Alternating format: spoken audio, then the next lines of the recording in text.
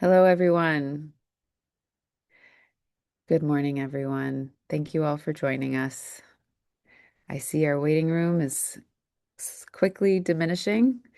Thank you all for joining us today. Good morning, good afternoon, and good evening, wherever you're joining us from. Welcome to today's webinar on reporting on gender indicators for the Kunming-Montreal Global Biodiversity Framework, or KMGBF. This session is part of the GEF 8 umbrella program to support NBSAP Update and the 7th National Reports, hosted jointly by the CBD Secretariat, UNDP, and UNEP. Thanks again, everyone, for joining us this morning, and well, for me, morning, evenings, and afternoons. My name is Laura Cooper Hall. I work as a senior gender consultant with the United Nations Development Program and the United Nations Environment Program under the GEF 8 program to support NBSAP updates and the 7th National Reports. I'm pleased to moderate today's session and to present some content today as well. You'll actually be hearing from me quite a bit today.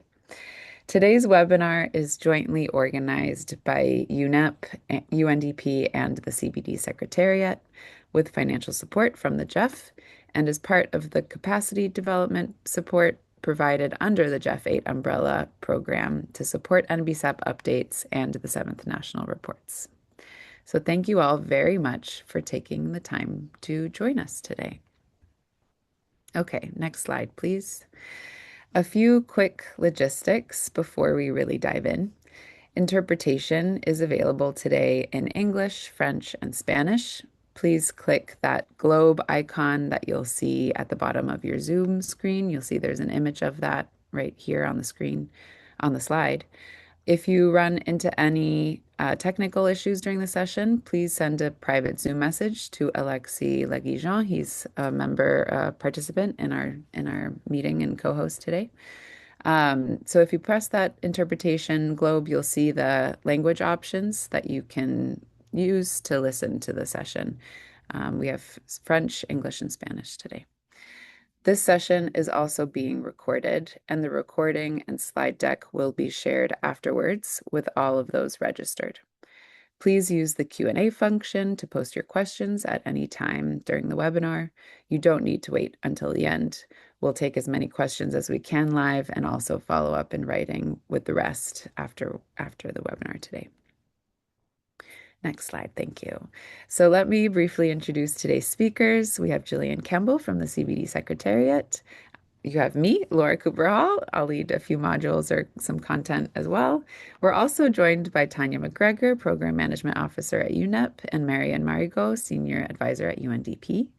And then we also have some country colleagues who have really helped us out, and we're very excited to host today. We have Dr. Misikita Tessema and Atifork Zewdu joining us from Ethiopia. And we have Reem Barouba Mamlouk from Tunisia joining us today to share their experiences.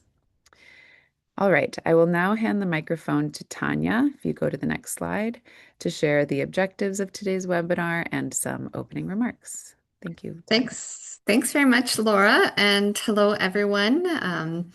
Very nice to see you all here, and please feel free to just write in the chat your name, where you're from, so we have an idea of everyone who's joining the meeting, and you can exchange a bit with each other in the chat.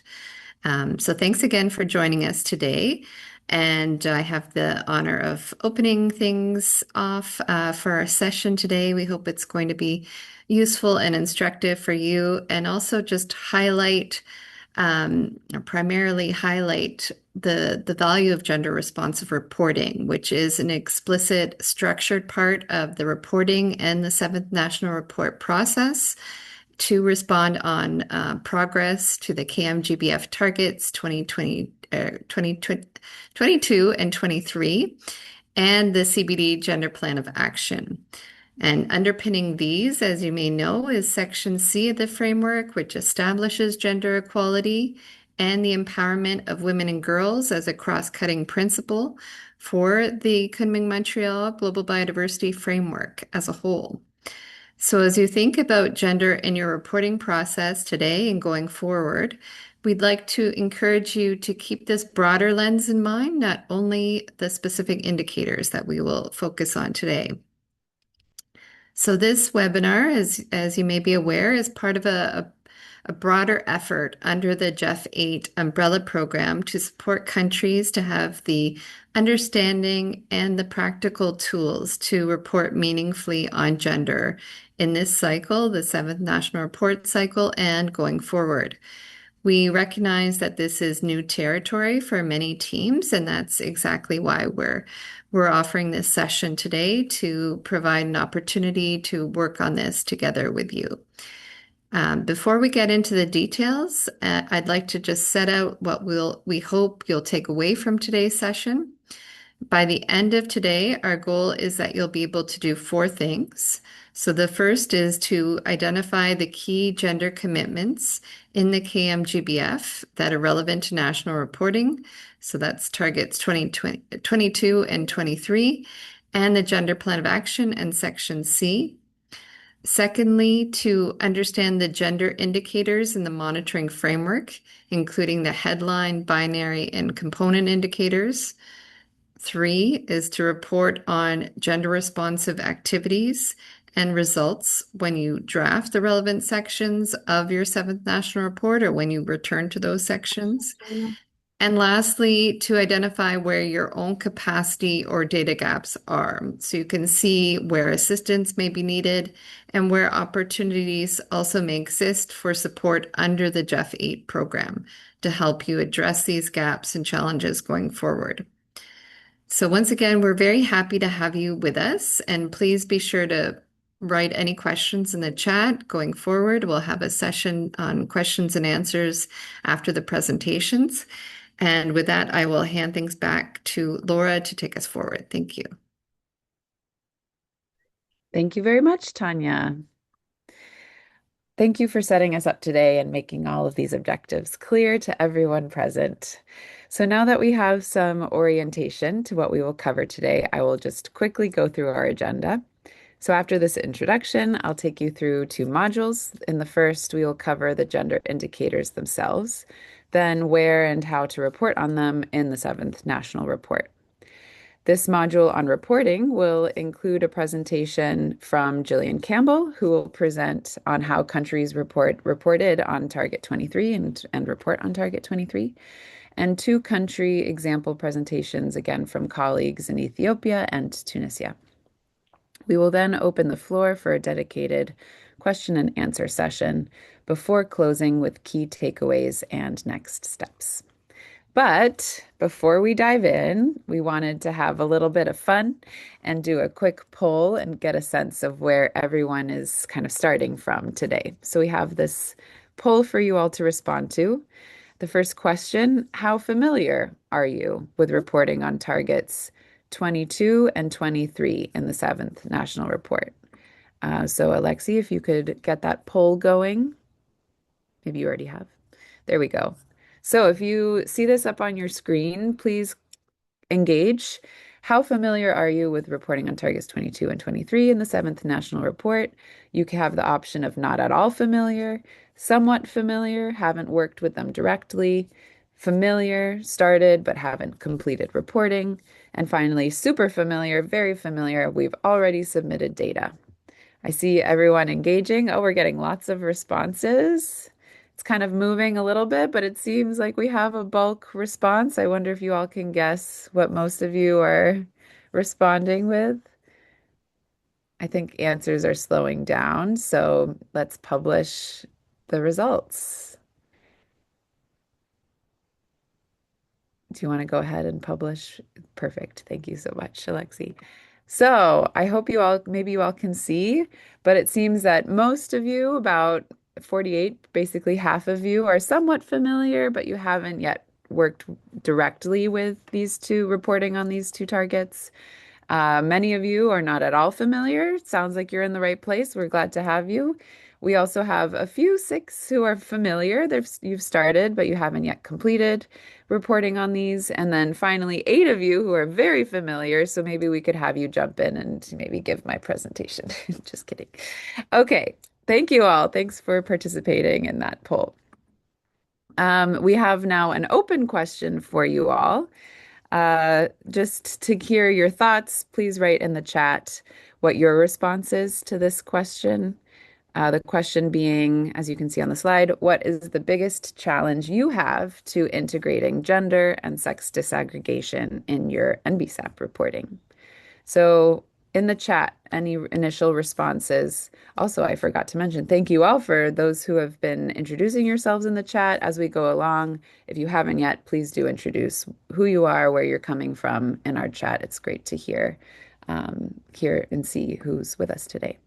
But again, please, thank you, Alexi, for putting the question in the chat. What are the challenges that you have to integrating gender? And any challenges you have to maybe doing sex disaggregation in NBSAP reporting? A challenge could potentially be, well, I don't really see where I would do sex disaggregation, and I'd like to learn where would that happen? I see some challenges. There's a lack of data. We've heard that, and we see that that seems to be affirmed in other entries I'm seeing. There's an issue of publicly available data on gender and sex disaggregated data.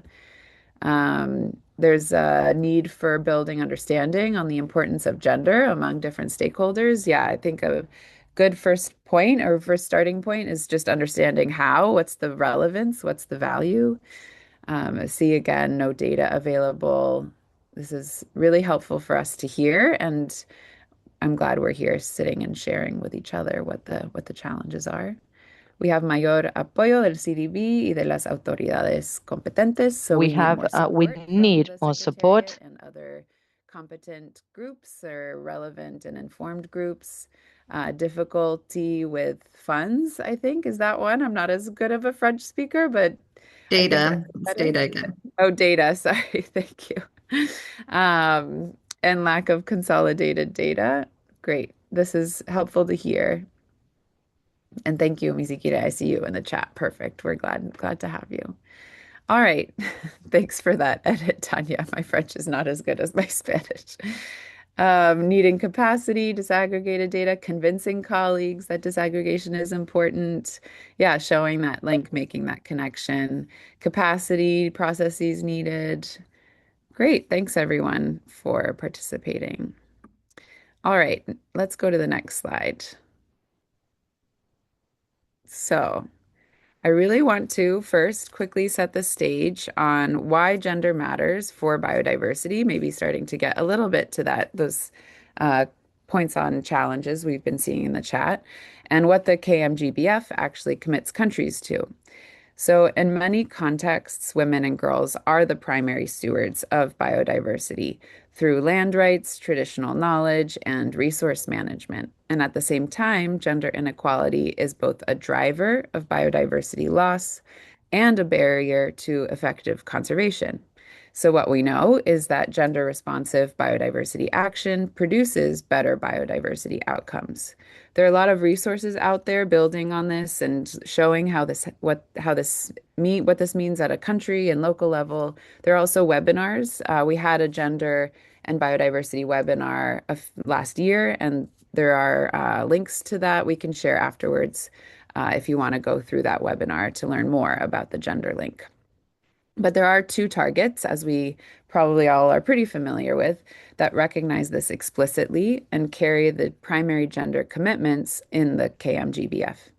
Target 22 is about equitable participation and rights of women, Indigenous peoples, and local communities and others in biodiversity decision making.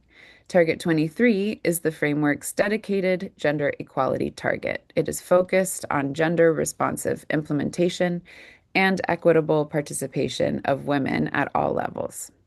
Now, alongside Target 23 sits the Gender Plan of Action for the KMGBF. It's a roadmap of 3 expected outcomes, 14 objectives, 30 indicative actions. There's a lot of content there to inspire gender action for implementing gender across the whole framework.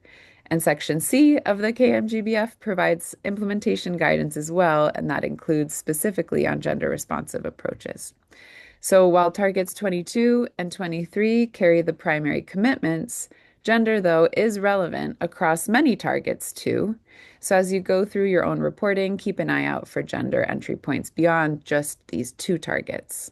So what this means practically, targets 22 and 23 have dedicated space in the seventh national report template, but gender is expected to be cross-cutting across your reporting broadly. So we'll get into the details on this very shortly. Next slide, please. Thanks. So before we zoom in further on gender specifically, a quick orientation to the framework structure, because this vocabulary, these words that are on the screen now, are going to come up repeatedly for the rest of the session. So the monitoring framework uses four tiers of indicators. We have headline indicators that are at this kind of top level. They're mandatory measures. Every party reports on these and they feed directly into the global review. Then we have binary indicators. These are mandatory yes or no questions about whether a specific policy or measure is in place. We have component indicators that are optional, but they add more granularity, more detail within a target. And finally, we have complementary indicators that are also optional. They're more thematic, context specific. They also often draw from other frameworks, like the SDGs, for example. Complementary indicators can help countries be able to efficiently report against multiple commitments at once. You can kind of think of them as a little flag to remember, ooh, maybe there's data on this somewhere else that I could reach out to colleagues to integrate into my report. And complementary indicators will come up again, and I'll touch on them a little bit more later on in my slides. So indicators map to specific goals and targets, and once you enter your national targets into the online reporting tool, the system will automatically kind of help you out and show you which indicators apply to each target. You report on both the global indicator set and optionally your own national level indicators alongside it. So as of Decision 1631 from COP16, the framework includes 27 headline indicators and 15 binary indicators in total across all 23 targets. The full monitoring framework itself was adopted in COP15 Decision 15.5 if you want to go back to the source text afterward, and we can share those links as well, even after when we share the recording. All right, so the two targets, as I've mentioned, carry the explicit gender content in the framework. There's 22 and 23. So let's look at how progress against them actually gets measured. So for target 22, as you know, it's focused on participation, rights, and leadership of women, Indigenous peoples, local communities, and it now carries a headline indicator, a binary indicator, component indicators, and complementary indicators.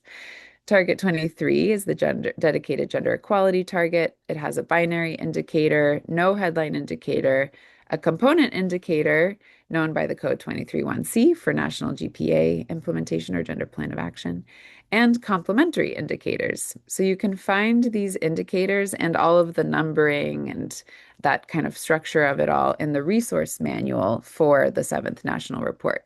Again, a link will be shared. These are all resources available online. Before we get into the specifics on the next two slides, I want to flag something that we're seeing consistently in country reviews, that many countries have completed binary indicators, the yes or no questions, but they haven't always gone further to bring in supporting data. When we start to think and dig into why, it can often be because of questions about how to do so, an issue of time availability. Some countries may lack the data, simply don't have time to gather the data that goes beyond what the environment industry, the data that they already hold. We saw this, I think, in our chat responses already to the discussion questions. We know that a lack of sex disaggregated data is not a sign that a country doesn't care about gender. It's just often that this data simply isn't collected in that form yet. And in some of the country reviews we've done, we've seen real qualitative depth looking at specific ecosystems and services and understanding how women use and are custodians of particular resources. But that insight hasn't always been translated into a repeatable data collection stream that a country can report against. Okay, let's move to the next slide. For target 22, here's what's reportable right now. So the headline indicator 22.1, it measures land use change and land tenure in the traditional territories of Indigenous peoples and local communities. It is mandatory and it's reportable in the ORT or the online reporting tool.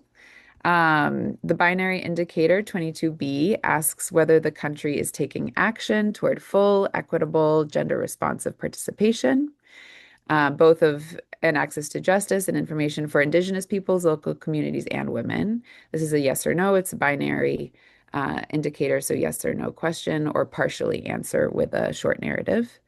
Now, below that or within that, the component indicators cover IPLC, participation in decision making, index of linguistic diversity, secure land tenure rights by sex, and attacks on environmental human rights defenders. The complementary indicators round out the picture with more institutional representation, land rights, and inclusive decision making, also all asking for sex disaggregation. So if your country is already collecting this kind of data for another purpose, maybe SDG reporting on indicator 142, which is the same land tenure metric, you don't actually need to start from scratch. You just find out who in the government is already producing this number and have a conversation with them. Try to encourage some data sharing. This points again to a recurring challenge. Countries aren't always using the full set of data that's technically available to them just because they don't actually sit in the same ministries. So SDG reporting is voluntary and often lives in a different ministry entirely from the one that maybe is handling NBSAP reporting. So thinking about breaking down silos is really important here, and creating data sharing protocols, memoranda of understanding between ministries becomes really useful. The encouraging news is that a lot of countries have done some kind of internal assessment on who holds data and which data, where does it sit. But the assessment isn't always totally complete, or maybe there's a question of specific sex disaggregation that hasn't actually been asked yet. So really a good starting point is to start talking to each other and getting to know each other better across ministries. Next target. Or sorry, slide. Thank you. So target 23, the binary indicator within target 23, 23B, asks whether legal, administrative, or policy frameworks exist to implement the gender plan of action and ensure women's equal rights and access to land and resources. Again, this is binary, so it's a yes, no, or partially question with a citation opportunity of the specific instrument, such as the National Gender Action Plan or gender responsive NBSAP provisions. The component indicators here are 23CT1. Again, this is in that manual that we can share a link to. Women's seats in parliament and local government is that indicator, which mirrors SDG indicator 551. So many of you might already have this number, and 23CT2, known by the code 231C, a composite score on national GPA implementation, covers the 18 of the GPA's 30 indicative actions. Now, Target 23 also shares some indicators with Target 22, the same secure land tenure component indicator plus 4 complementary indicators. All of this is shown again in that useful tool, the manual that we can share the link to. And these cover, again, institutional representation, land rights, legal frameworks guaranteeing women's land rights, perception of inclusive decision making, and all of that disaggregated by sex. So data you've gathered for Target 22 can be used and reused, and rather than collected twice. Okay, next slide. Sex disaggregation is not confined to just Target 22 and 23. Any people level indicator elsewhere in the framework, for example, there's 9.2 on traditional occupations, should be disaggregated by sex, also age, other relevant dimensions if you can, wherever underlying data allows it. If your country cannot yet report against a given indicator, saying so explicitly and noting what's being planned is both expected and very useful. Honest acknowledgement of data gaps is valuable in and of itself, and qualitative evidence should be documented even where quantitative data is not there yet.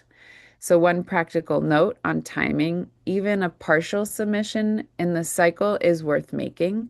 The seventh and eighth national reports are linked, and the eighth will draw on the seventh. So, this is not a one-off exercise. We're actively trying to help countries avoid, a last-minute entry for the eighth report by treating the seventh as a baseline to build from. All of it is connected and useful information. All right. So next, we'll move into a little more interaction, so you don't have to keep listening to me drawing on and on. We have two questions for you to hear your inputs and your perspective. The first one, for how many of these indicators that I just discussed does your country already have relevant data? Or is there anything I was saying and you thought, oh yeah, we probably collect that somewhere or already do? Any initial reactions or responses to that one?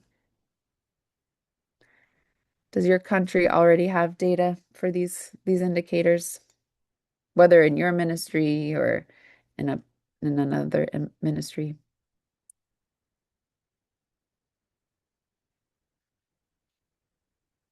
Please write the response in the chat. And we are looking at the chat and waiting for the answers. If you don't want to answer that question, oh yes, I see. Well, there is limited data available, so maybe not yet, not for too many of these indicators yet. For the second question, are you reporting on both Target 22 and 23? What were the challenges in collecting? So specifically in collecting relevant information. For example, maybe you knew that there's data collected by another team or another ministry, but you haven't yet had the time to set up a meeting to talk about sharing data. Is that potentially a challenge? Or maybe have you had done an assessment yet of where the data is being collected, who's collecting it? Maybe that's a next step or a challenge you haven't yet been able to overcome. There is limited data I see in the chat, but they are in another ministry, so hence data sharing is potentially a challenge. I hope one key takeaway you get from today is it's time to make new friends and to go talk to new ministry colleagues and have a nice coffee, talk about how we can share information with each other and be more efficient in sharing data and progress that you all are making in the work you do. But thank you, Amina. I see that comment in the chat and Wilna earlier for the limited data available. And thank you, Fatu, for the clapping. I appreciate the support as I continue presenting. I see the principal challenge is not having an indicator. Oh, let's see, I missed it. Oh, where did that go? An indicator, um, and the binary indicators don't really give us too much detail. Yep, that's a great point. Binary indicator is useful to know, but we want more detail. We want more of that information. That's great. Data is collected, but the challenge is data sharing, limited data available in reports, limited data at the ministry level. So yeah, so maybe there's a two kind of challenges that maybe both exist simultaneously, sometimes of limited data, but also the sharing challenge. Thanks everyone for engaging. All right, next slide, please. So now that we've covered which indicators exist, let's turn to where they actually go inside of the report, the seventh national report itself. I'm very happy to say that you won't just be hearing from me on this. We're joined by colleagues from the CBD Secretariat, Ethiopia, and Tunisia, who'll share their progress on reporting, how reporting has been, and how their own teams have approached this. So as we've heard, gender is cross-cutting in the seventh national report. It's not confined to one section.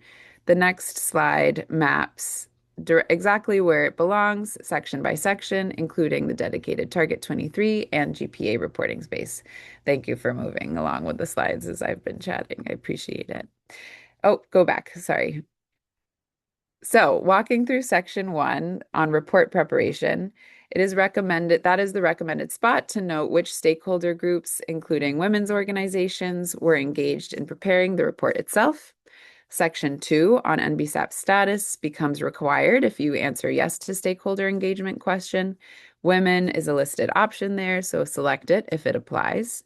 Section 3 is on progress on national targets. It's the dedicated space for gender and GPA reporting for any target linked to 22 targets 22 or 23.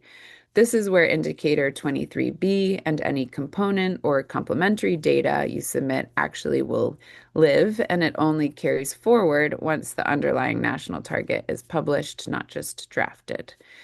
Now, Section 4 on the 2050 goals is relevant mainly under Goal D, which includes a complementary indicator tracking finance targeted at gender equality. And then we have Section 5, which is conclusions, and this is a good place to flag cross-cutting gender gaps, capacity, data, institutional, without repeating what you've already said in Section 3. Other information is optional but explicitly invited. It references Decision 1511, the GPA itself. It's the natural place for a full, more complete and informed GPA narrative if Section 3's fields feel too constrained. So, a structural note worth sharing, the layout of the online reporting tool is designed to make this easier, not harder, once you know where the gender relevant fields live. You're not hunting for them when you come back to the tool in the future. So, it's supposed to help you guide you through the reporting process. What we consistently see, though, is that country effort concentrates on the sections and the questions that feel most familiar, the ones that teams probably have already reported on before. And gender reporting is comparatively new for many teams, and until it's something that teams have had to do repeatedly, the action on reporting can sometimes lag. Well, we're even seeing some countries that haven't set a gender specific national target yet, so that is not coming up in the reporting. We understand as well that the socioeconomic facing targets are a little harder because often they require engaging with ministries that are not within the environment focused ministry. And that requires a lot more work to go and reach out and make those connections. And that's a lot more difficult than just pulling maybe ecological data that your own ministry already holds. So we recognize that, and it will avec take a votre little more work. ministère. Et bon, Now, with all of cela that, exige I'm plus going de to stop all my chatting, and I'd like to move to the next segment where we'll hear from Jillian, and eventually also our country colleagues. But Jillian will be our first presenter, and she leads the convention's work on planning, monitoring, review, and reporting, the clearinghouse mechanism, and knowledge management. We're really lucky to have Jillian here with us today.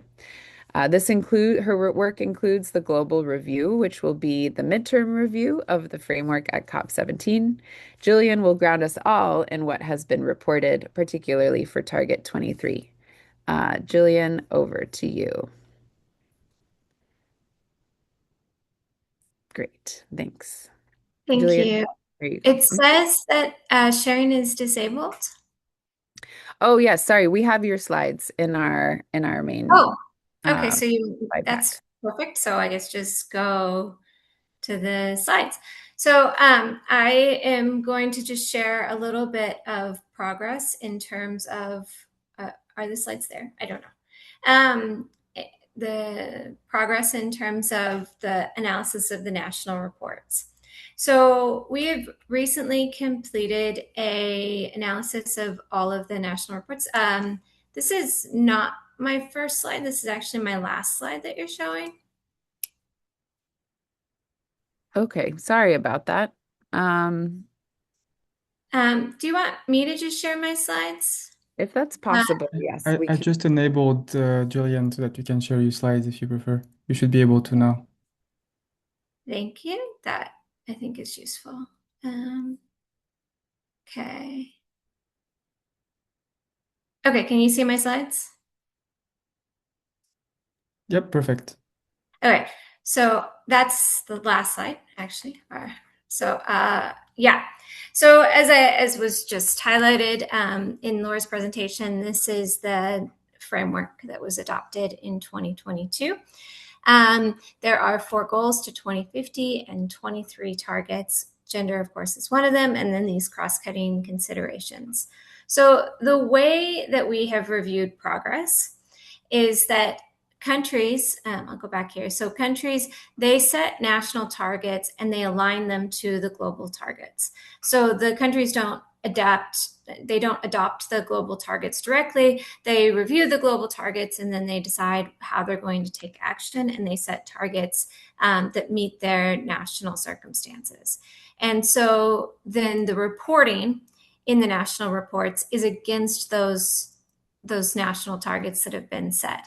And so the way that the reporting worked is that in terms of who set national targets on gender, almost every party that submitted national targets did submit a target linked to the gender global target.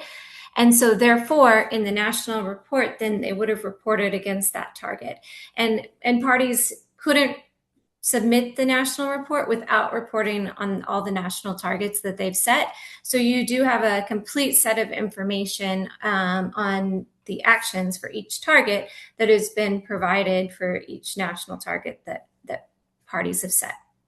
And so in the analysis, we then reviewed those national targets to try to understand how well they covered the scope of the global target. And then we reviewed the progress towards implementing those national targets. This included through looking at the self-assessment, which was part of the questions that were in the national report, and the indicators, which was discussed just previously by Laura. And there were a lot of different comments on the indicators that were made in the national reports. And so you can go and look at those if you're ever interested. And I think in terms of the need for coordinating across ministries, this is really true.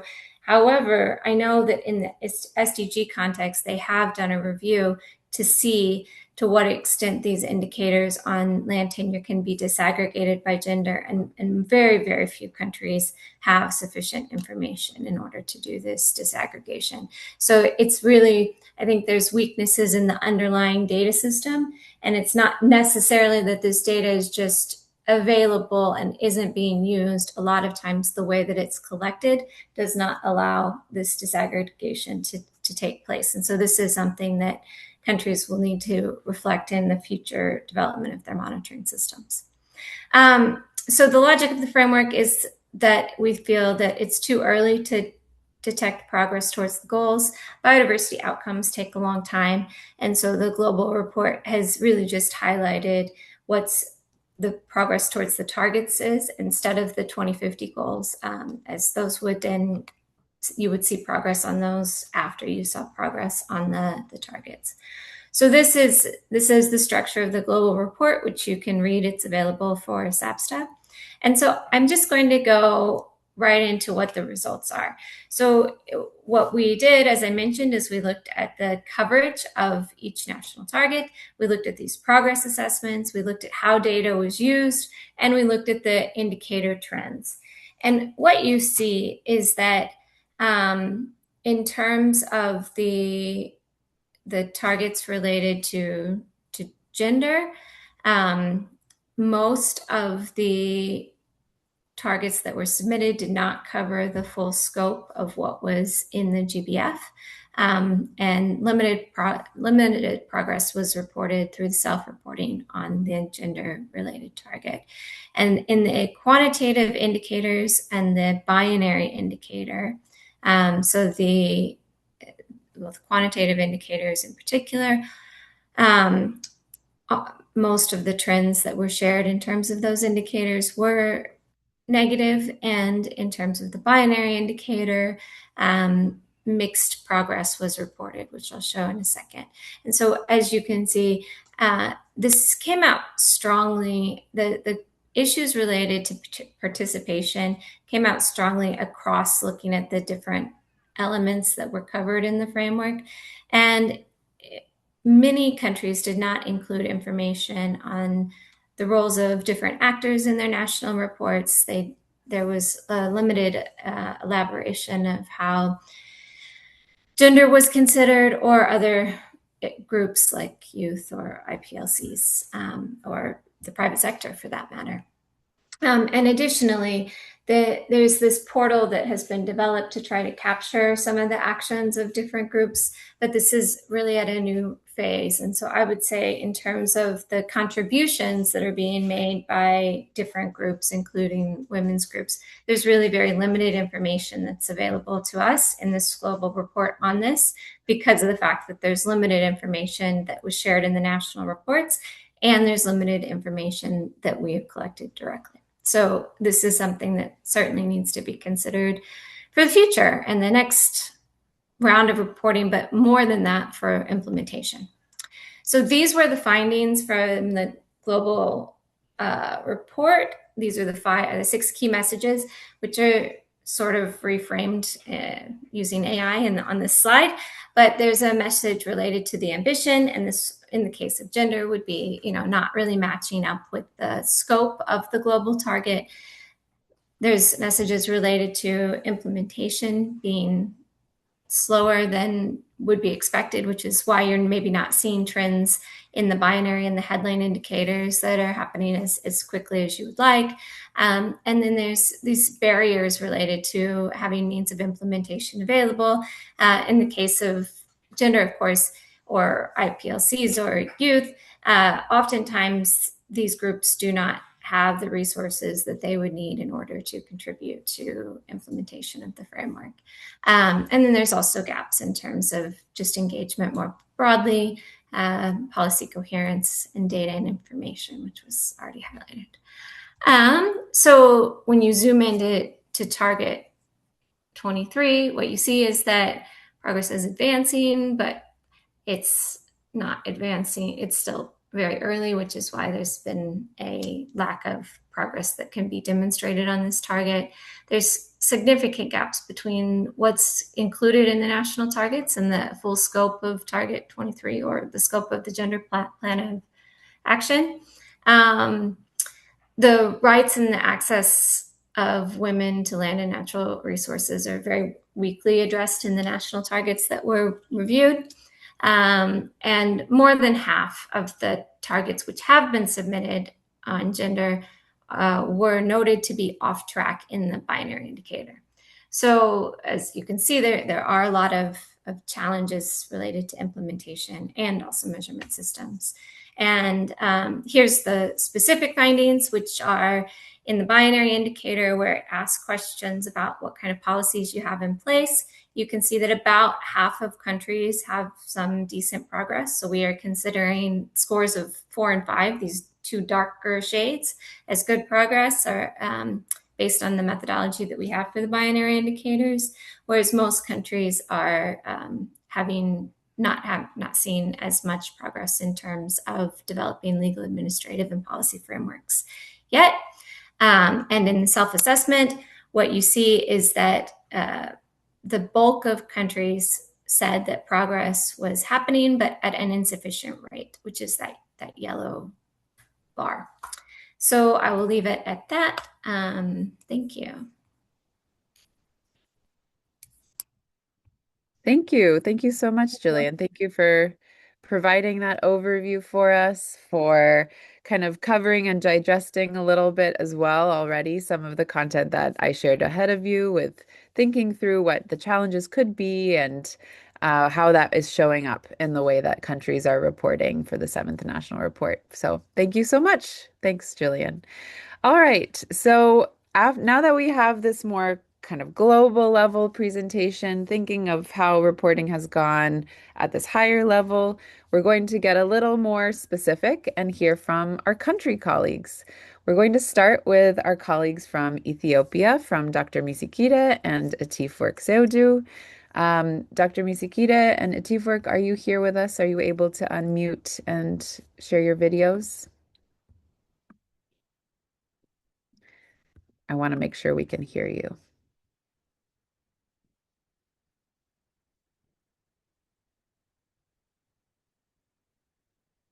We aren't hearing you yet. I see Atifwork, you've unmuted, but we cannot hear you still. Are you Oh, with me? There we Is it- go. I can hear you. I was disconnected for a reason I don't know. I'm Okay, just getting connected now. Okay. perfect. Are you feeling settled? Are you ready to dive in, or shall we wait a second for you to connect? Yeah, no, it looks like I'm connected now. Perfect. All right, we can hear you very clearly. So, Dr. Misikita, please go ahead and let us know when we should move through each slide. Thank you. Thank you very much, Laura, and good afternoon and good morning. I and my colleague Etafor will try to present our experience in gender responsive planning under the Kunming-Montreal Global Biodiversity Framework. Next slide, please. These are the four areas where we would like to concentrate during our presentation. The first one is how we just updated the NBSAP and developed the Service National Country Report. The second goes on the gender-related target in our updated NBSAP. The third point is the key finding on the target, our target 18, and the last one, challenge and opportunities. Next slide, please. As you know, after the COP15 meeting, after decision 6 of that COP, what we did was to start the GBFAS undertaking it, updating of the NPSAP and developing the service national report. What we first did was to establish the state setting team, which we call Project Planning Implementation Team at EBI level, Ethiopian Biodiversity Institute. It was to establish technical team. It was to propose the technical team, a national steering committee, and other issues. And with that, we conducted the first national biodiversity platform on 27th of August 2023. Next slide, please. With that, the project planning and implementation team proposed technical team members from 23 institutions were approved first by the National Steering Committee and then by the NBP, National Biodiversity Platform, the photo which you are seeing, the TT members, and they were given the training at the start. And we have developed the aligned Ethiopian targets with the KMGBF, and they just updated the Ethiopian BSAP and finally developed the draft, the Service National Report. These people are from 34 persons of different expertise from 23 institutions. Next slide, please. And the first one, the Aligned National Biodiversity Target with the Kunming-Montreal GBF targets and goals were first evaluated by the National Steering Committee and then validated by the NBP, which you see there, and then were submitted to the CBD on 5th of August 2024. And the Ethiopian targets are 19 in total. Next slide, please. And after the submitting our aligned targets, what we did was develop updating the Ethiopian NBSAP. We took almost a year. The TT took almost a year and going through different processes, including evaluation from National Steering Committee. It finally was validated on the 13th of September 2025. The Ethiopian updated NBSAP by the National Biodiversity Platform, and then was submitted to the SCBD online. Next slide. When we come to our target 18 in the Ethiopian case is the gender-related target, which reads as by 2030, gender equality and gender responsive approach for biodiversity actions is ensured through awareness, participation, social inclusion of disability, youth, and children, and other vulnerable groups, and the actions that the stakeholders can take to conserve and use biodiversity sustainability is improved. That is highly aligned with target 23. The one that is the number that you see in bracket is the target to which it was aligned, and this target has a total of 8 actions. And of these 6 actions, those that is written read is Ministry of Women and Social Affairs. 3 were directly led by the Ministry of Women and Social Affairs, and the other were to be led with other institutions, EBI, Ministry of Education, EBI and Ministry of Education. And for this again, Ministry of Women and Social Affairs is the collaborative implementing agency. Next slide, please.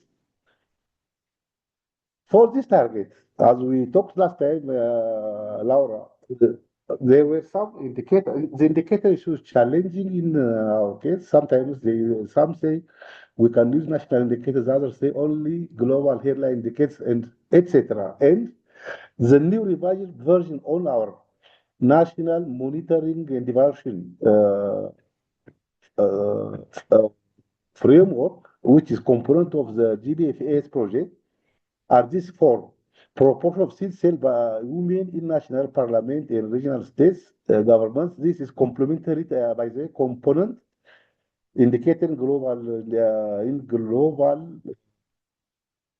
indicators as in target 23. These three indicators are, by the way, taken from the component indicators from the GBF targets 23. Next slide, please. When we come to the key findings of the sub-national report on target 8, the equal rights, the rights of gender is and providing the constitution, it says women have the right to acquire, administer, control, use, and transfer property. In particular, they have equal rights with men with respect to the use, transfer, administration, control of land. They shall also enjoy equal treatment in their inheritance of property. There are all several policies in the proclamation in which then the equality is ensuring. Next slide, please.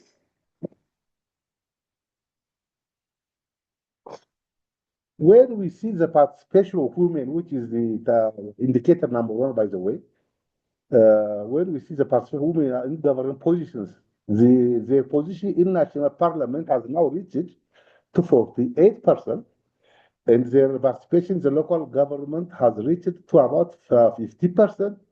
And they, at the minister level, they occupy about 38%.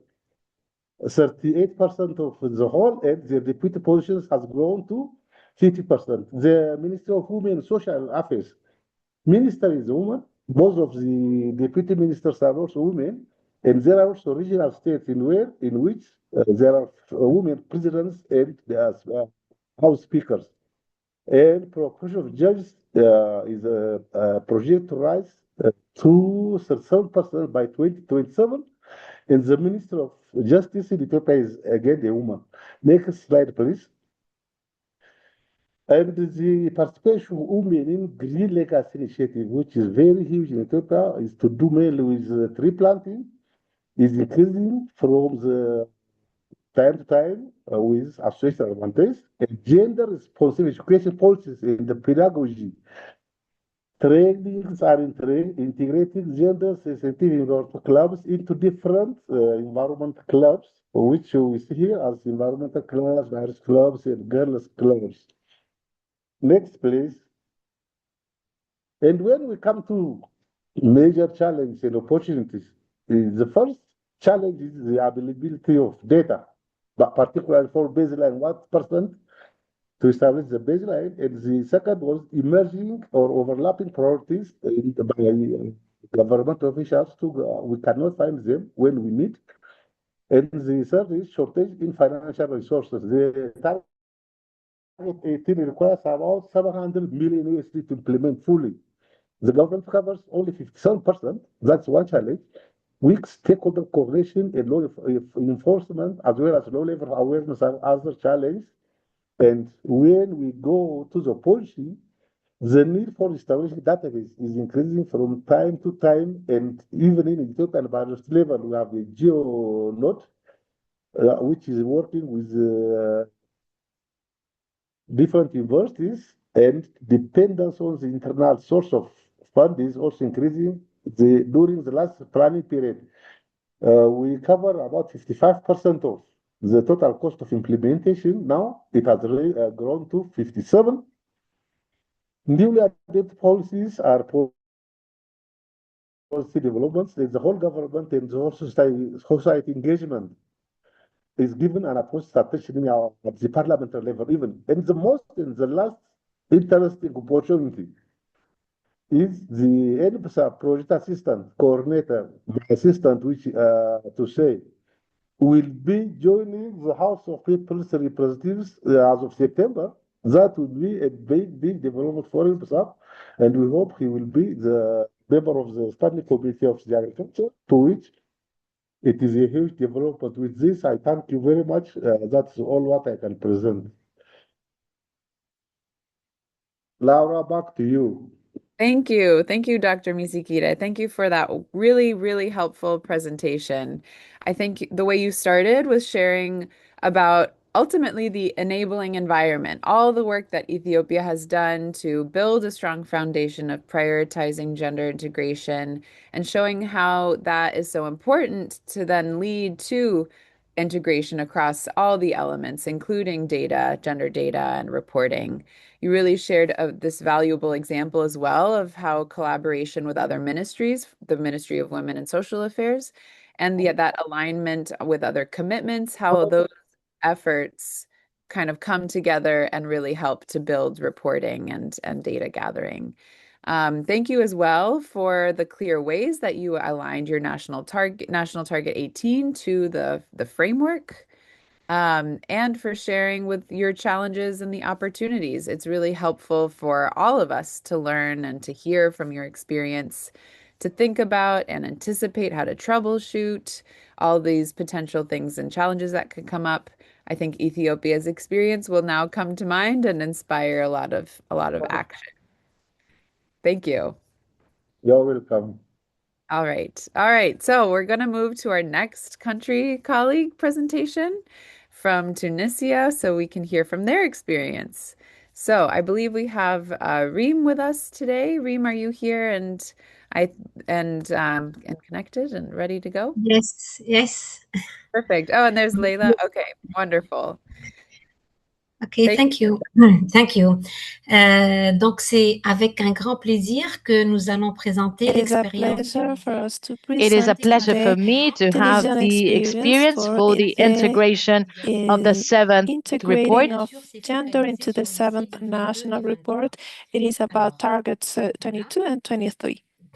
Si on peut passer à l'autre, oui. If you can go to the next, yes, that one.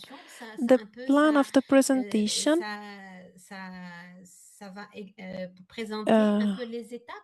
Donc, will be about the steps to share the Tunisian experience. We have 6 steps that allowed us to go from the preparatory stage to some lessons that can be shared with. On va présenter, donc il y a 2 acquis préalables qui ont changé la qualité de notre rapportage. Aussi, pour passer de la cible mondiale à l'information nationale, il y a une démarche qui a été poursuivie. Aussi, donc, pour les cibles 22 et 23, il y a Que si ustedes tienen algún problema, traduction nationale explicite qu'on a relatée au niveau de ce 7e rapport. Ce n'est pas un simple comptage de femmes. On va également présenter les principales difficultés de rapportage parce qu'il y en a, et aussi un peu présenter à notre sens 5 enseignements qui peuvent être du rapportage et le rendre un levier d'action. La diapo d'après, s'il vous plaît. So let's go to the next slide, please. Next slide, please. Donc, okay. L'expérience tunisienne. Alors, le rapportage donc la préparation du So rapport, regarding our Tunisia's experience, des acquis analytiques, des acquis so this will concern the reporting progress. Puis, il y a une démarche de collecte, we also carried out some initiatives in order to collect and cross-reference some data from various public policies. The idea was to prepare, then document, and then prepare the reports.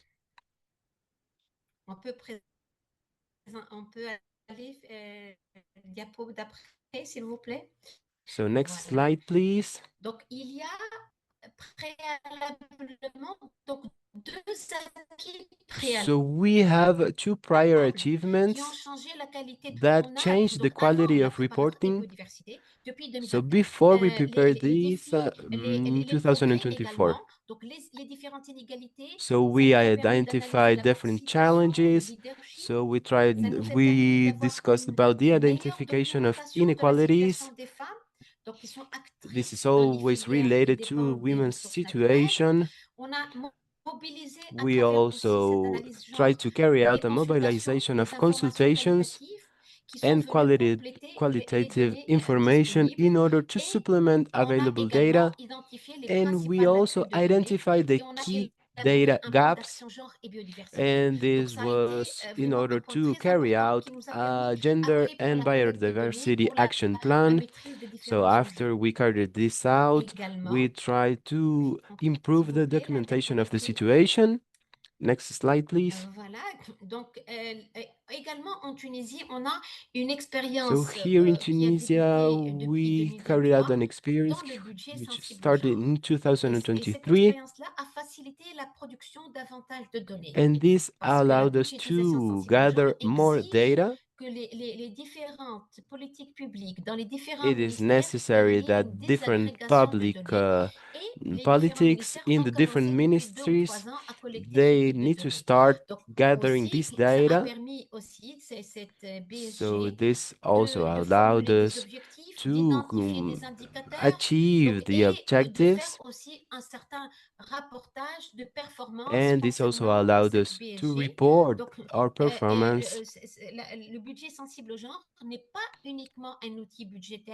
This budget is not only a tool, but this also allows us to structure the data production. So this was really useful in order to prepare these reports. So in order to sum up, we worked on the analysis on gender diversity, and we also worked on the budget. Next slide, please.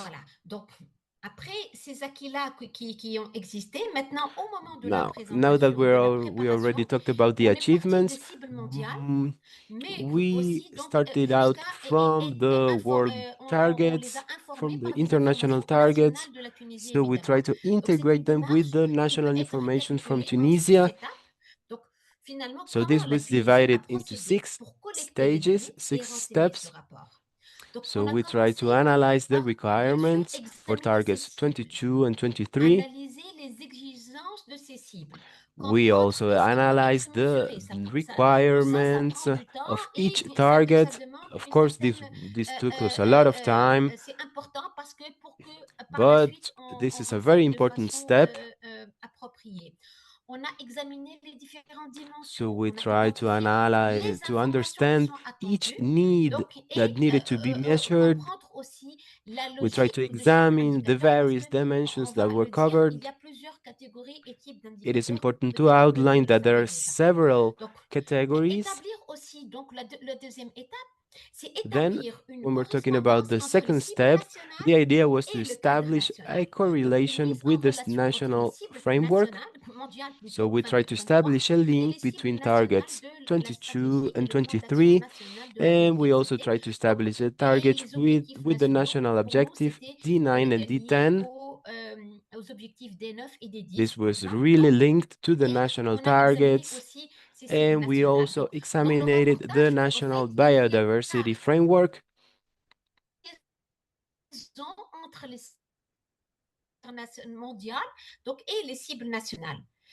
So the idea was to link all of the targets. Now, there was another important step. It's important to outline that there are different categories of indicators. So we have a component, complementary, or national indicators.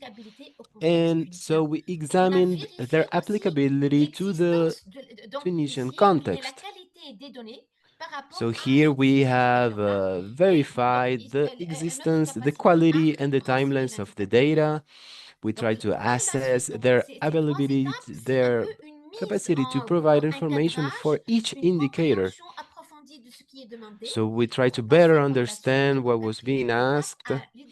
And then we went to the fourth step. This concerns the identification of data producers beyond the environmental sector. So this is a very important step, but this also entailed some challenges. We need to take into account different ministries. For example, the environment minister. So we needed to gather data from other ministries. We needed to take into account, for example, education, tourism, social affairs. So we needed to take into account different data sources. Different ministries were contacted. And when we didn't find enough national information, we were able to look for international data. So the idea was to establish a link amongst this information. Sometimes there were some gaps, there were some contradictions amongst the data. So we had to verify the most trustable sources. So we also try to assess and qualify the progress level of each indicator. The idea was to measure the progress. Sometimes it was not enough, sometimes it was adequate. So if we didn't have enough data, we had to use international sources. Now, as I was telling you, if we didn't have enough data, we couldn't carry out the follow-up, so we couldn't measure the progress either. And in those cases, it was really difficult to prepare these reports, of course. So let's go to the next slide, please. Now, regarding targets 22 and 23, as I already told you, we started off from the global target. So, for example, for target 22, this was related to the target D9. So, for example, by 2030, the Kunming-Montreal Global Biodiversity Framework will be implemented in an inclusive and equitable manner.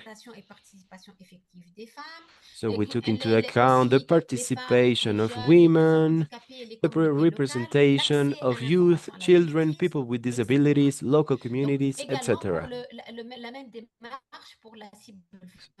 So for Global Target 23, we proceeded in a similar way. We took into account the national target D10, and the idea was to ensure the right of women and vulnerable people to participate in the development of biodiversity policies. So let's go to the next slide, please. So, as I already told you, we had 4 complementary perspectives. This is very important to understand the reports. So we based on 4 axes.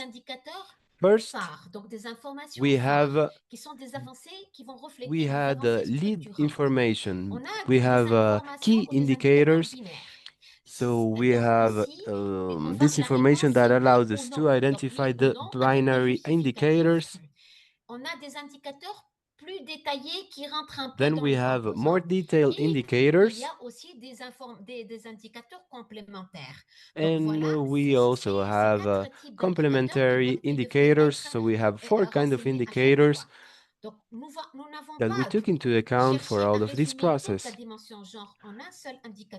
So we didn't try to sum up and summarize the entire gender dimension using a single indicator. We tried to combine all of these indicators, and this allowed us to have a more comprehensive picture of the progress. Let's go to the next slide, please. Voilà. Donc, c'est très important de le Now, rappeler et de... it's very important to outline that the reporting went beyond simply counting women. We didn't only count women. No, it wasn't like that. It goes beyond that. So we try to examine it and to identify the different challenges and also the progress, the participation and the governance. So who is participating? So we have participants in the alignment workshops. We had a 42% of women that participated in these workshops. This is very relevant data. Then we need to talk about the institutionalization of gender. What are the current mechanisms regarding this? Do you have a focal point regarding this? Do we have focal points regarding biodiversity and gender? It is important to outline the articulation and the coordination with gender and climate policies. Then we had a second aspect that's very important. That will be the planning and the performance and the financing. So how does gender factor into planning and financing? So the idea was to determine if we have a gender sensitive budget or not. We have a fourth aspect. So this fourth aspect will be the rights, the access to resources, and the empowerment. So who has access to resources and benefits? So now, just a little interruption if we can start to close up so we have some time for questions. So sorry to interrupt you. D'accord. Donc, bon, si vous voulez juste les difficultés rapidement et les enseignements. Now, as I was telling you regarding challenges, we were talking about the rights and the access to resources. So the main challenges were entre plusieurs institutions.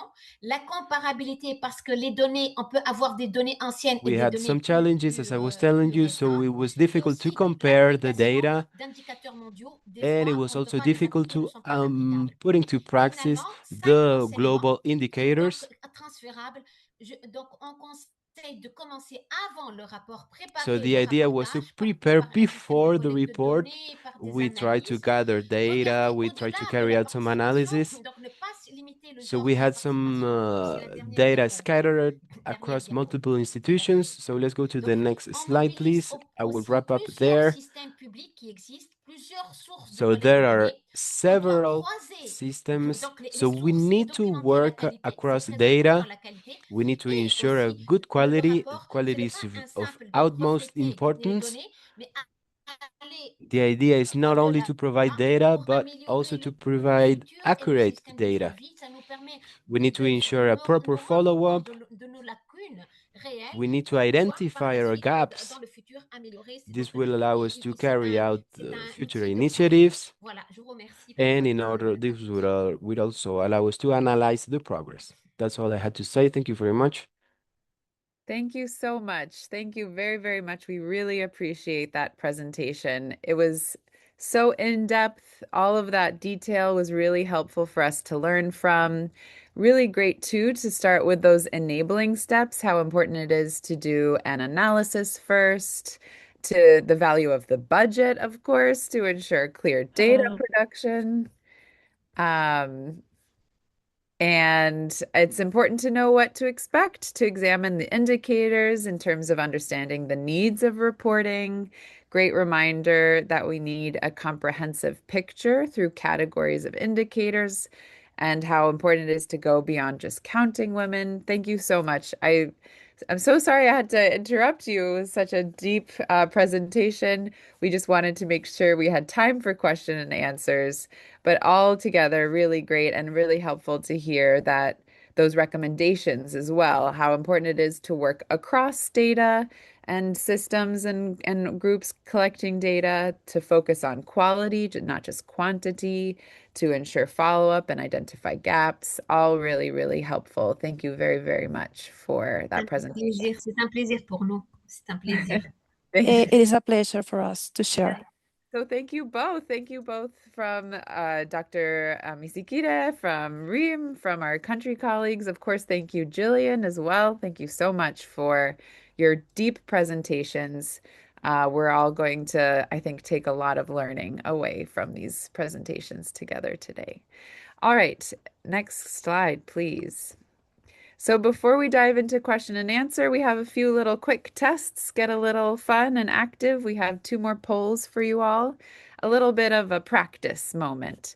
If we can go for and post our next poll question, that would be great. So you can all see this up on your screen. The first question is, let's say a country trains 200 women from a coastal fishing community in mangrove restoration techniques.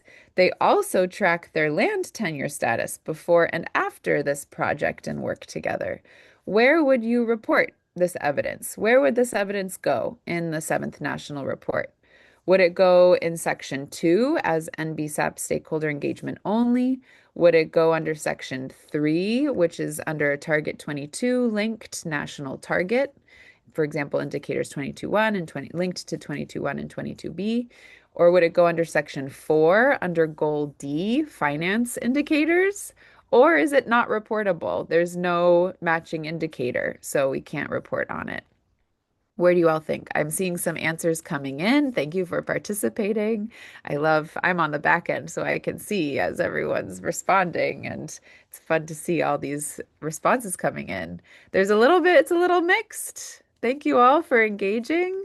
Ooh, a new answer has come in, bringing in a little bit of noting a little potential disagreement. All right. Thanks everyone for completing and clicking your responses to this poll. All right. I think it's slowing down. Maybe we can post it, end it and post. Seems like there's a little bit of disagreement. We have a few thinking that it's only stakeholder engagement, Section 2. We have 28% of you thinking just stakeholder engagement. Then we have 27 of you, 68% of you, the majority thinking it would go under Target 22 linked, maybe national target. So linked, the Target 22, of course, is on representation and inclusion.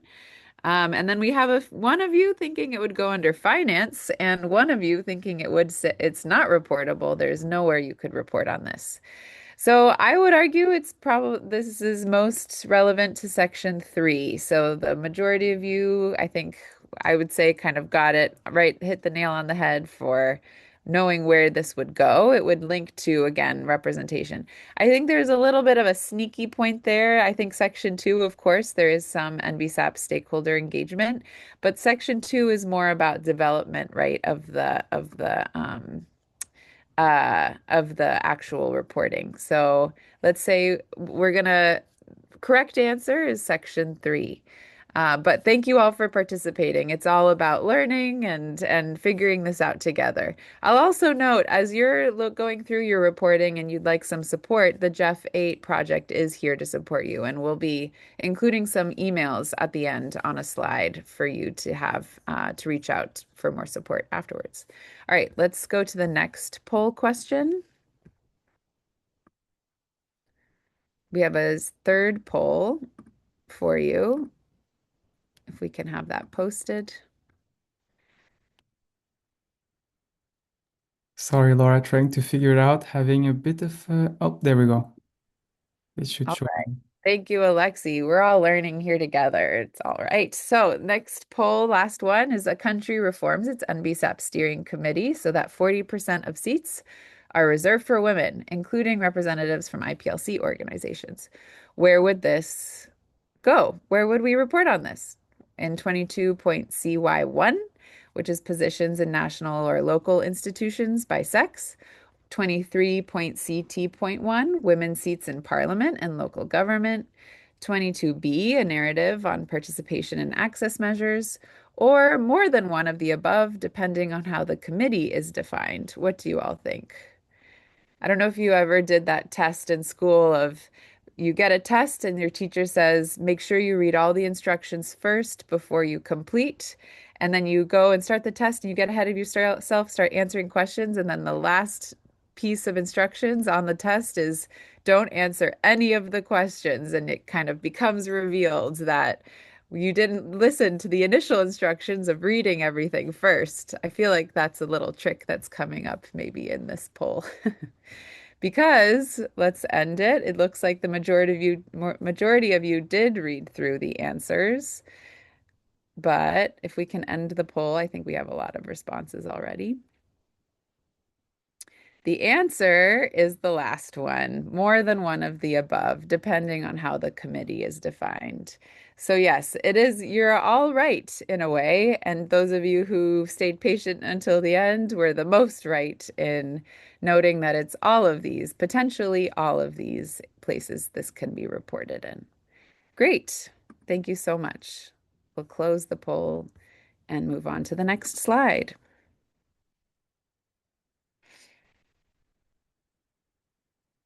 All right. This is just a reminder that there are tools out there to help.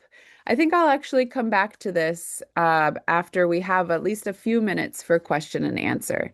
So let's go to the next slide. All right, the time is here and now for you all to answer or ask your questions. Do we have any questions for our presenters today, for our colleagues from Ethiopia or Tunisia, for Jillian or for me?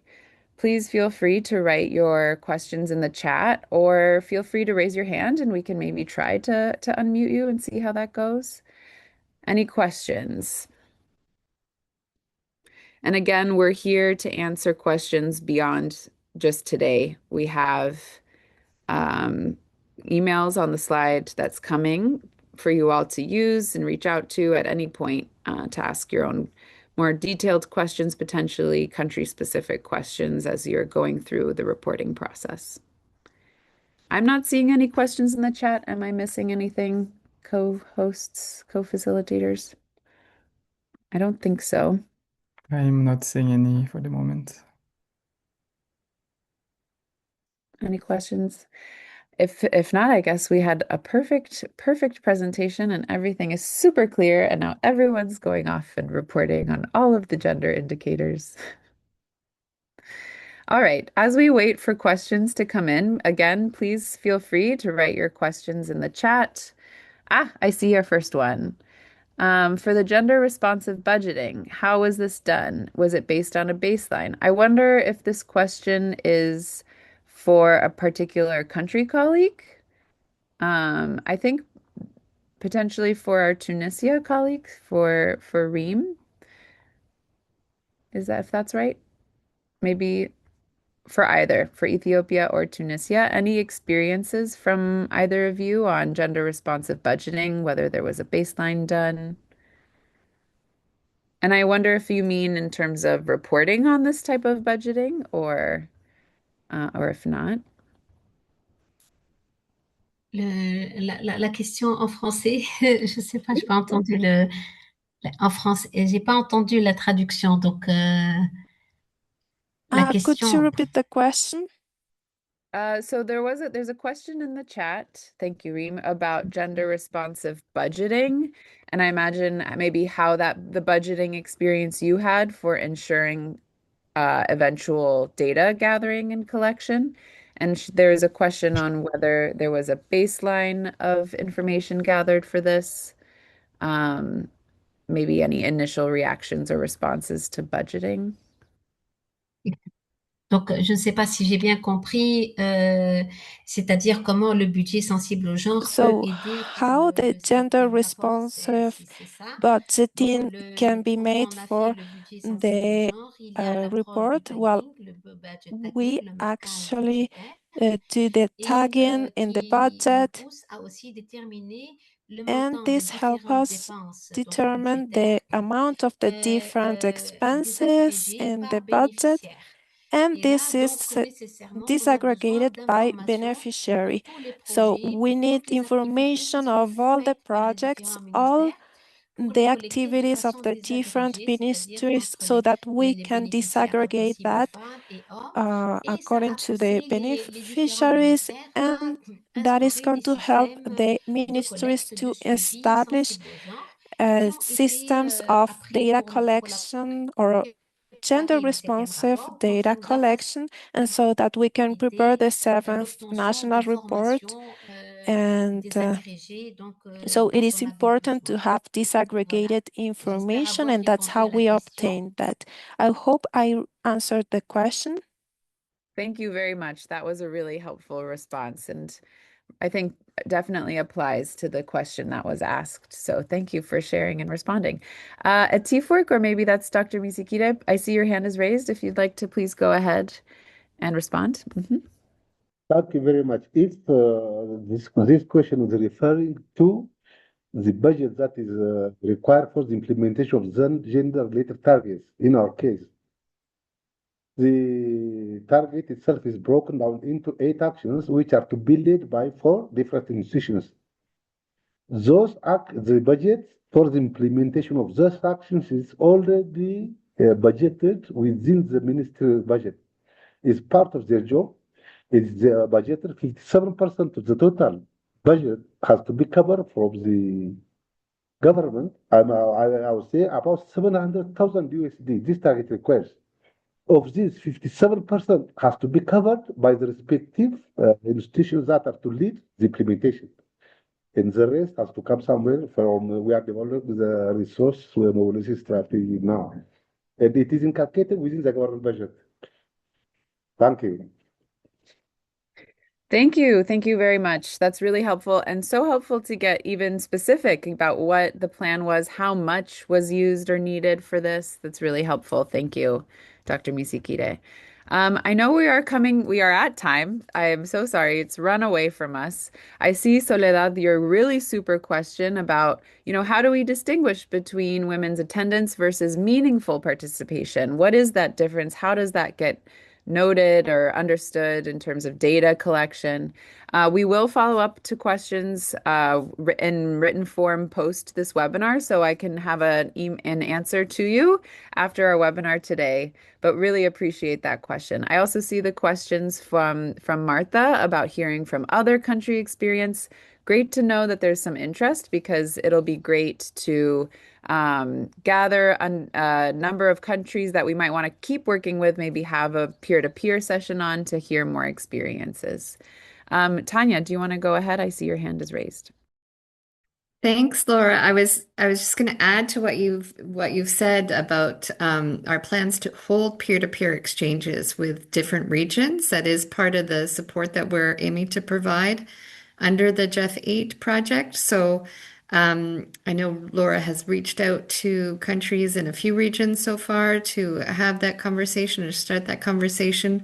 So please let us know if you are interested, and we'll see what we can do in that respect. Thank you. Back to you, Laura. Thanks, Tanya. All right, we do have some closing remarks from our wonderful colleague, Marianne. So if we go to the next slide, Marianne, please take it away, and thank you all again for being here today. Thank you, Laura, and thank you, colleagues, for this very, very insightful session. It was super interesting, and I'm going to take it away very quickly so everyone can jump onto their next call, I guess.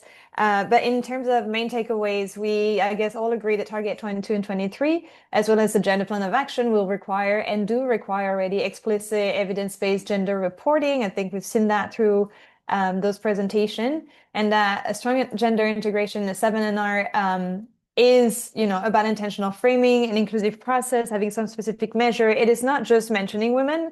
To echo Soledad's remark in the chat, that is very on point, and progress is being made. Maybe not sufficient yet, but progress is being made. And then to keep in mind, finally, on the third point, that gaps identified in each reporting cycle will shape the support available for future supporting cycle. And on that point, maybe I can conclude on a positive note. I have been working on the 6th National Report, and for the first time in the 6th National Report, there was a request to have a gender responsive national report.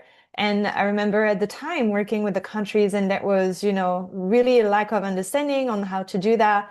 When comparing with the seventh national report, it is not perfect, but it is better. And so much progress has been made in, understanding how to include some women's group, why we should include them, why gender responsiveness is benefiting not only women's group, but also the entire society through a more robust and informed NBSAP, right? So there is definitely an improvement and is going in the right direction.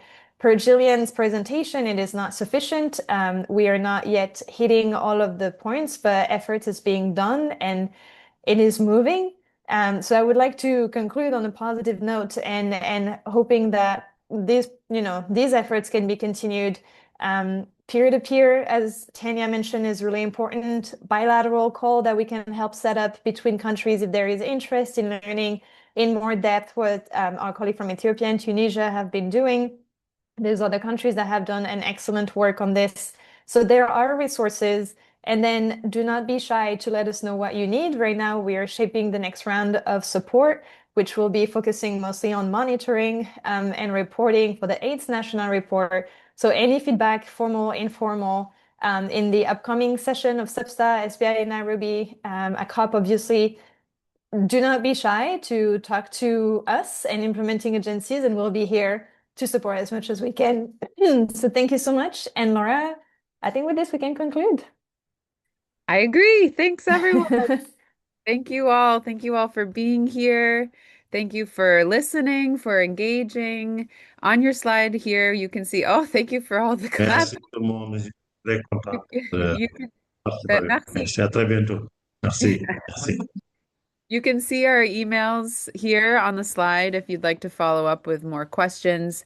We also noticed comments in the chat about links. We will share the recording with links afterwards to everyone who registered. So there will be more resources coming.